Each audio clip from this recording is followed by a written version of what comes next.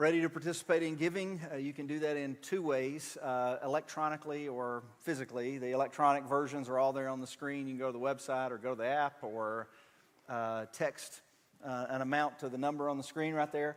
Or if you're giving physically, we've got collection boxes around the room. I want to mention, before we jump into the message, the parent group I talked about last Sunday. And I just kind of floated the idea last Sunday, just, hey, what kind of interest level do we have in some type of parent discussion group? And got about 16 texts and decided, okay, that's probably enough interest. We can launch this thing. And so what this is basically a book club. I mean, we're going to spend 4 weeks talking about the book. Now, you don't have to have read the book to understand the concepts. I'm encouraging you, if you're going to participate in the group, to read the book or listen to it on Audible. But you don't have to. There's no homework or anything like that. But we're just going to take 4 different sections of it and talk about those sections. And it's truly a discussion group. And it's all based around the idea of, hey, as parents, we're trying to help our kids navigate this world of technology. As we're navigating this world of technology, how do we do that?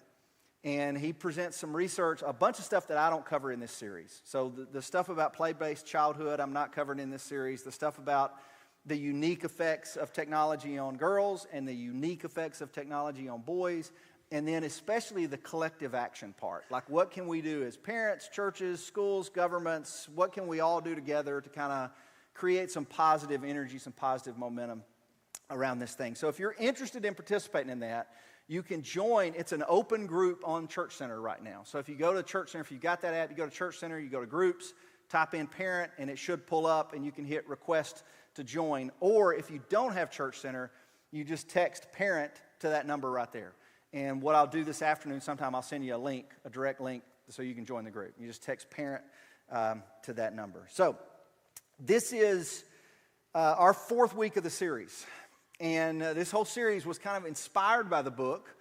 And we're talking about kind of how we can utilize spiritual disciplines to help regain some of our mental health. To almost, I would put it in terms of regain some of our emotional sanity. You know, that this world has gotten so fast and so busy. And we've talked a lot about technology. And it's interesting to me how when you start talking about something, you suddenly notice it everywhere. And I know you're experiencing this because you're sending me the text with the links. So it's like as soon as we started this series, it feels like everybody in the world's talking about this. Like it feels like the book, I see in the book popping up all the time, interviews, podcasts, news articles. I'm seeing videos about it, reels about it. You guys are sending me stuff about the effects of technology, the effects of social media. So it feels like there's this oh goodness, we must be part of some groundswell that's kind of, we're awakening to the dangers or the potential harmful effects of all this. And it may be that, and it may not. There's something called the Bader-Meinhof phenomenon, or it's known as frequency illusion. And it's the idea that once you become acquainted with something that maybe you weren't acquainted with before, you'd never noticed it before, but suddenly once you become acquainted with it, it's everywhere. It's not that it's suddenly everywhere. It's been out there all along. It's just you're on the lookout for it now. It's on your radar. And it's kind of like, when you get a new vehicle, you're like, well, nobody's got this model. And then suddenly everybody on the street's got that model, right? Or you see some new video and like, oh, nobody's listening to that song. And suddenly everybody's listening to that song because it's just because you're aware of it. And that's kind of how this series has been for me, like last week, talking about our phones and how we scroll and we get distracted by our phones and we're not really present with people in the room. When we're in the room together with them, we're not really present, and we're answering the phones and interrupting conversations and all that kind of stuff. I've been way more conscious of that behavior last week than I was the previous weeks, because we talked about it. And I'm not just conscious in other people, I mean conscious of myself. And it's like we don't even realize how much these devices have changed our behaviors and influenced our habits until we realize it. Like literally 24 hours after the message, less than 24 hours after the message, in which I gave practical suggestions. And one of the practical suggestions was, don't text people close by, right? Monday morning, I'm in my office. Tim is in his office. And I sent him a text to say, hey, for staff meeting tomorrow, can you put such and such on the agenda? And I sent it. and I heard it ding in his office. He got up, walked into my office, and said, "I got your text." And I was like, "Oh, I can't believe it." You know, it's so ingrained. You don't realize you're doing it. Todd did it to me. Same thing, Monday morning. He's standing in the doorway. Our offices are right beside each other. He's standing in the doorway. He's talking to me. We're in the middle of this conversation. His phone rings. He looks at it and goes, "I got to get this. Hold on." And he goes off. And 2 minutes later, he comes back and he goes, "I just did what you told us not to do. I just did it." And I said, "Listen, Tim's already busted me. It's fine." You know, the habits are so ingrained, we don't realize we're doing it anymore. Our kids don't realize they're doing it anymore. But we're probably more conscious of it. In the last week, if you were here last week, you know, the last week we're probably like, they're on their phone really a lot. They're on that video game really a lot. Like all of a sudden, we're really conscious of it. And that's what the whole series is about. It's really about awakening our consciousness. Okay, so it's about how can we be like more aware of the behaviors that we're exhibiting that may be pulling us away from community, that may be pulling us away from a closer relationship to God, that may be pulling us away from, kind of our sanity. You know, like why? You know, we're so inundated with all this information, and if we could just have a little bit more awareness of how it's affecting us, and then if we could have a little bit more awareness and be a little bit more intentional about pushing back just a little bit, like setting some boundaries that are healthy or creating some healthier habits. Not like doing away with it altogether, but just be more intentional about creating community. Be more intentional about, and some of you have done that, and I think that's awesome. Like, I'm just going to be more intentional about trying to participate in community. I'm going to be more intentional about trying to be present. So I'm going to think about putting the phone down. I'm going to think about, trying to engage with people. And today we're talking about how do we be more intentional about knowing when it's time to disengage? And it's time to, literally, no pun intended, it's time to unplug and just kind of reset things. And this is the spiritual discipline of, you would call it, in the book, he calls it stillness, silence, and focus. Which when I read those three things, I thought of either fasting or Sabbath. That's what it's called biblically. The concept of fasting, which is disengaging for a period of time in order to focus more on our relationship with God, or Sabbath, which is an intentional period of rest that we say, I'm going to be engaged and do all the work, but I got to have a rhythm in my life of rest. So community is important, 100%. We talked about that for 2 weeks. I also need to have a time where I disengage for community to recharge my batteries a little bit. And I'm using all kind of technology puns, and I'm not meaning to do that. But it's just, I got to have some time where I get reset, some time to catch my breath. One of the things that popped up in my news feed this week, either thanks to the algorithm or thanks to the Bader-Meinhof phenomenon, was this story from Apple News. And so every morning I listen to Shamitha Basu read the news to me. It's a little 15-minute recap of the news on Apple News. And then they try to get you to listen to more. And this one popped up. Social media was supposed to be a force for good. What happened? And it was an interview with Shamitha Basu and Nicholas Carr. And Nicholas Carr has written 2 books on technology. His latest book is titled Super Bloom: How Technologies of Connection Tear Us Apart. And you're like, what? Wait a minute, that's not supposed to work that way, right? Well, he actually makes two arguments. His first book is about how the internet's making us dumber and shortening our attention spans and, making it where we can't read long-form articles and we can't, although there's some argument against it because long-form podcasts are still popular. But his second book is this, like how technology is supposed to connect us and it seems to be tearing us apart. And he talked about something in the interview that I briefly mentioned in the first week of this series. And that is how I'm not sure we're meant to carry the weight of everything we carry when we are connected to everybody in the world and connected to every news story in the world and connected to every crisis in the world and connected to every disaster. And I'm not sure we're meant to carry all of that weight. Just all the connections, all the information, all the issues, all the crisis, all the news, it can quickly become overwhelming. And you understand, if you ever step back and look at it, like how much information we're consuming and how many connections we're trying to manage, no wonder we got spiked levels of anxiety. No wonder. Because it used to be, if you just want to talk about the news cycle used to be 15 minutes from 10 to 10:15. That was the news. And so I would see the news and I would absorb that and go, oh, there's some bad stuff happening or whatever, but I didn't sit and watch hours of it and hours of it. Social media, we used to have just a limited number of connections because I might keep up with the folks I went to church with, the folks that I work with, maybe the folks that our kids go to school together. That's pretty much my social network. That's pretty much who I keep up with. But now with the phone, I can keep up with endless amounts of social networks, and now the way the algorithm has changed, it's people I don't even know. I'm keeping up with people I don't know and caring about what's happening in their life, good, bad, or otherwise, and it's a lot. It's the steady stream of info that floods our minds, and all these thousands of connections we're trying to manage. And here's what he said about it. I want to read you an extended quote from Nicholas Carr. Okay, this is a transcript of an interview, but he said this. He said, "The system is not broken. The system is working exactly how it was meant to operate.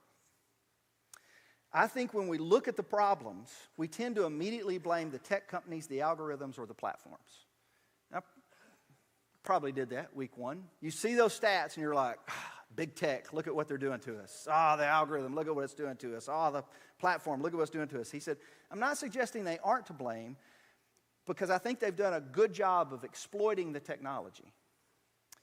But I think the real source of the problem lies in the fact that human beings are very social, and we've evolved to socialize and develop relationships in a physical world where there are limits to the number of people we interact with. And there's all kind of studies about what that number is, because we love studies in our country. But I've always heard from a church perspective, they always said, like, once your church hits more than 150 members, you need another pastor on staff.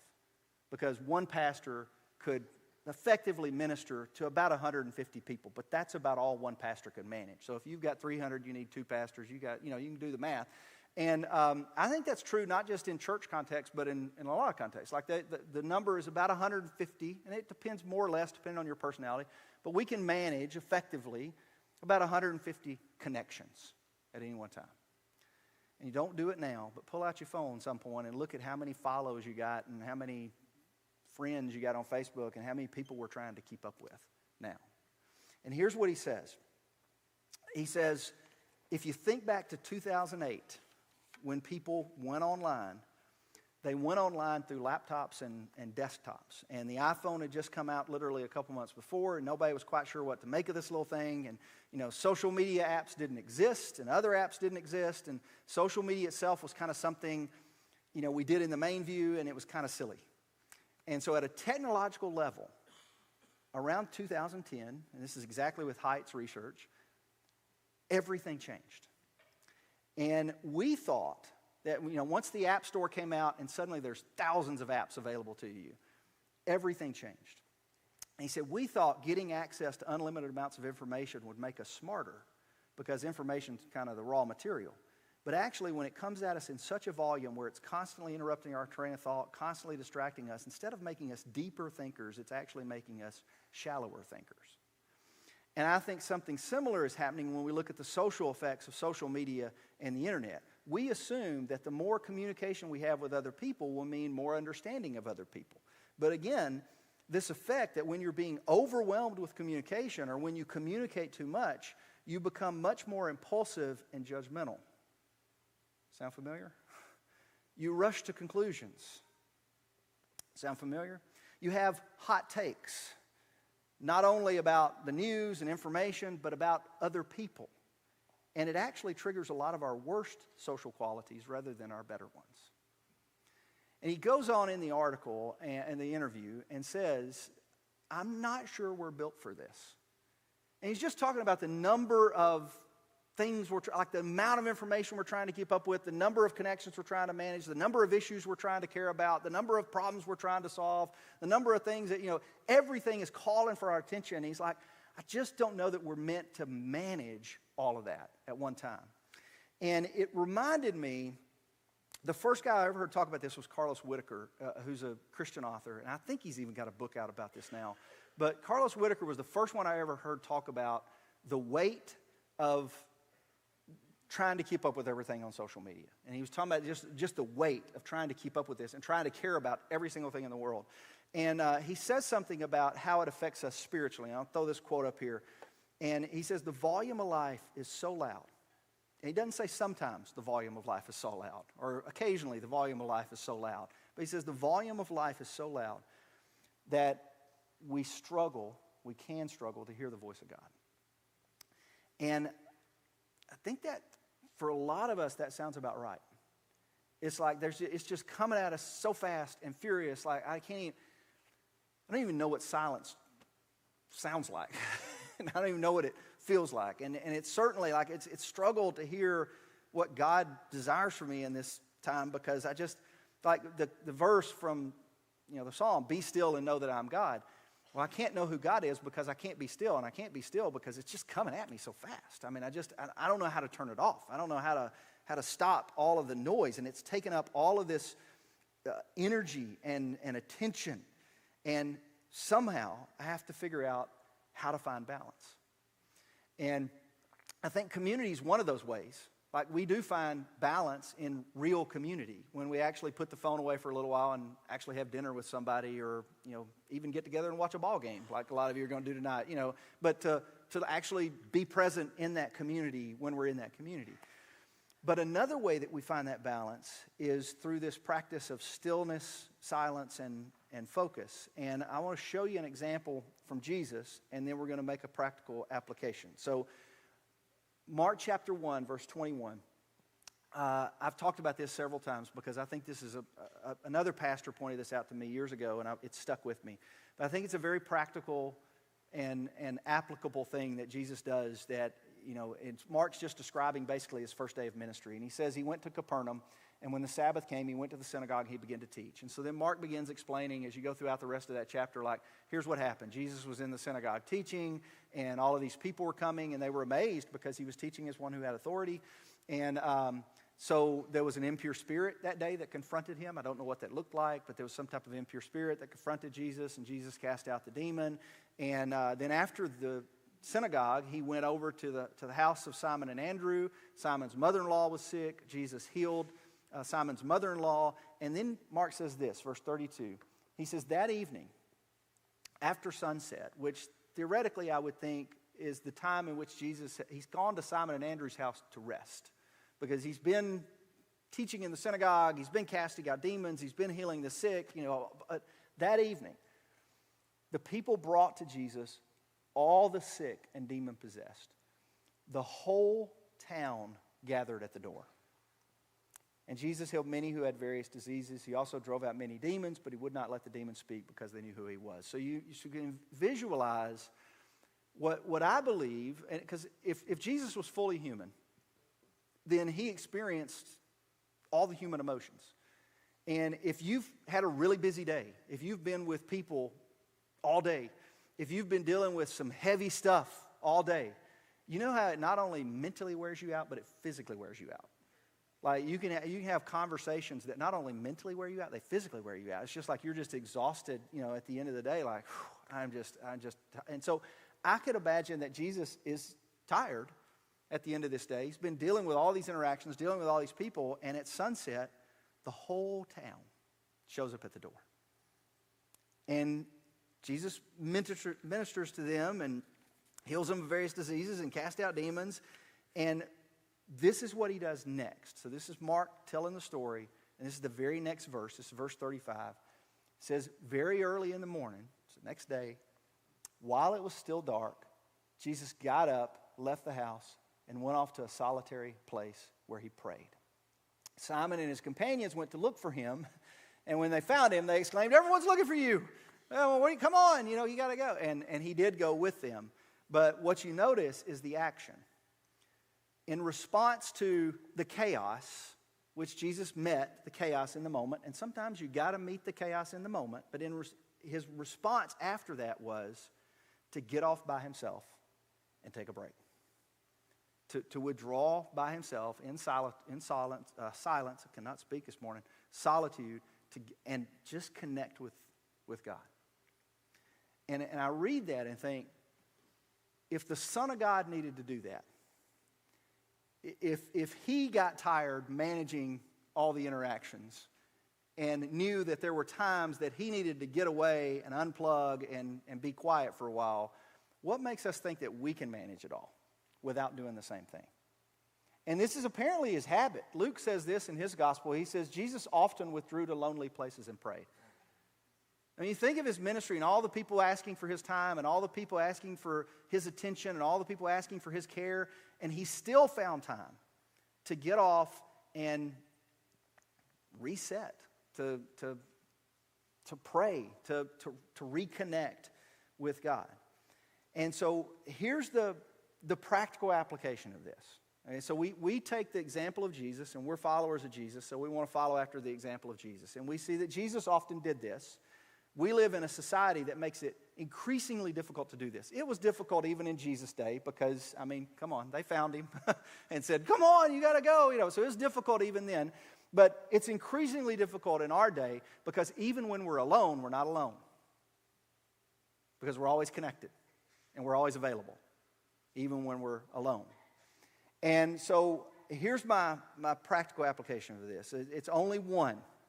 I've given you 8 ideas in the last 2 weeks. I'm going to give you one today, okay? Just one, but it's a very, very difficult one. The spiritual discipline of fasting is talked about in both the Old and New Testaments. It's mentioned several times in Jesus' teaching, and especially the Sermon on the Mount is one of the places he mentions that.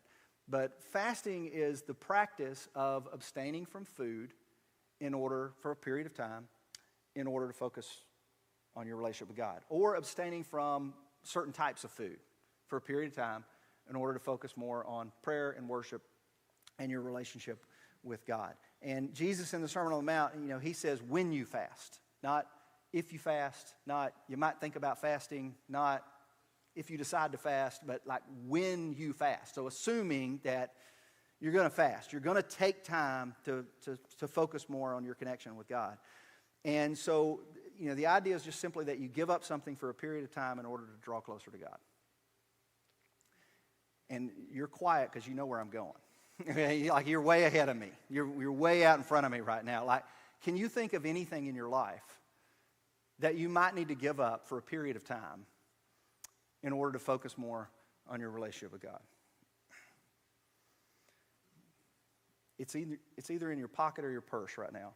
Or your hand, if you're really bored with this sermon. But, we're carrying around devices that I might could give this up for a period of time in order to quiet the noise and experience a little bit more silence, stillness, and focus. So here's the challenge, should you choose to accept it. Let's talk about a digital fast, okay? And some of you, when I started talking about fasting, you're like, I don't know that I can fast. And you thought food, but this is even harder. I'd much rather fast from food. I'll fast from sugar. Just give me, But let's talk about digital fast, okay? Whether it's, and this could take various forms, whether it's a fast from the news, whether it's a fast from social media, or whether it's a fast from the phone, the whole phone. And I know you're thinking, like, well, I can't do that. I mean, that's how I work. The phone's connected to my work. I get it.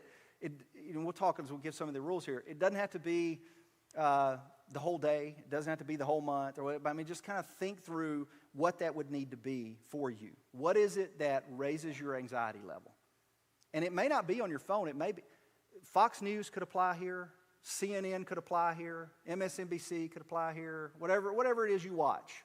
What is it that spikes your anxiety level that you go, you know what? If I took a break for that for 24 hours, 48 hours, a week, man, that would be so refreshing.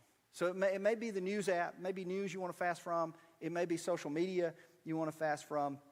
It may be the whole phone you want to fast from. And so here's the rules if you're going to do it. I'm going to give you 4 rules, all right? Rule number 1 is just set the time frame. Pretty simple. Just figure out, like I'm planning this out and I'm thinking, when do I want to do this and for how long do I want to do this? And it may be like, okay, I'm going to fast for Facebook. I'm going to fast from Facebook for a week. Or, I'm going to fast from from Instagram for the next 24 hours. Or, I'm going to fast from TikTok for 45 minutes. Whatever it is, whatever the one you'd say, I'm just going to pick a time frame and go, I'm going to fast from this app for this long. It may be a week. It may be a certain time of the day. Like you may say, I'm going to fast from dusk till dawn. So when the sun sets, I'm done with social media. I'm only going to check it during the daylight hours. And then in the dawn, I can check it again. It may be I'm going to fast 6 days a week. And on the 7th day, I'm going to allow myself to look at social media. But only that day is the only day I'm going to allow myself to do it. So however you want to do it, you can structure it however you want. But you just set a time frame that you think is doable. Second is delete the apps. Delete the apps. I know when you hit delete, it's going to say, are you sure you want to delete this? You can hide this.